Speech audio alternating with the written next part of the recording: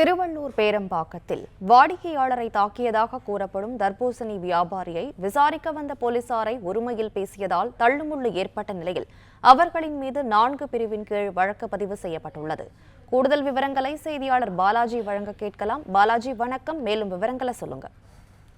வணக்கம். திருவள்ளூர் மாவட்டம் பேரம்பாக்கம் பகுதியில் வாரச்சந்தை நடைபெறுவது வழக்கம். இதில் பல்வேறு பகுதிகளைச் சேர்ந்த வியாபாரிகள் தங்களது பொருட்களை கொண்டு வந்து விற்பனை செய்து வரும் நிலையில் நேற்று இரவு நடைபெற்ற வாரச்சந்தையில் கசவநல்லாத்தூர் பகுதியைச் சேர்ந்த முனியாண்டி, அவரது மனைவி செல்வி, மகள் பவித்ரா மற்றும் 17 வயது மகனுடன் குட்டி யானை வாகனத்தில் தர்பூசணி வியாபாரம் செய்துள்ளனர். இதில் அதே பகுதியில் சேர்ந்த பிரபு என்பவர் வியாபாரி முனியாண்டி சொன்ன விலையை விட தர்பூசணியை குறைந்த விலைக்கு கேட்டதாக கூறப்படுகிறது. இதில் வியாபாரிக்கும் அதே பகுதியைச் சேர்ந்த பிரபு என்பவருக்கும் இடையே வாக்குவாதம் ஏற்பட்டுள்ளது.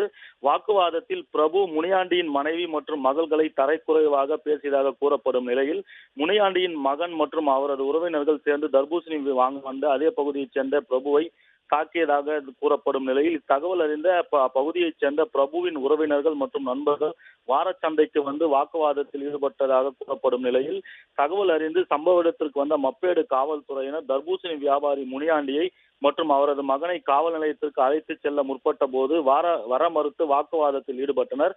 மேலும் பிரபுவின் நண்பர்களும் அவர்களை காக்க முற்பட்டதால் அவர்களிடமிருந்து வந்து மீட்டு செல்ல தர்பூசணி வியாபாரியின் மகனை காவல்துறையினர் அழைத்து செல்ல முயன்ற போது வர மறுத்து காவல்துறையினர் முனியாண்டியின் மகன் ஒருமையில் பேசியதால் காவல்துறையினருக்கும் வியாபாரியின் குடும்பத்தினருக்கும் தள்ளுமுள்ளு ஏற்பட்டது.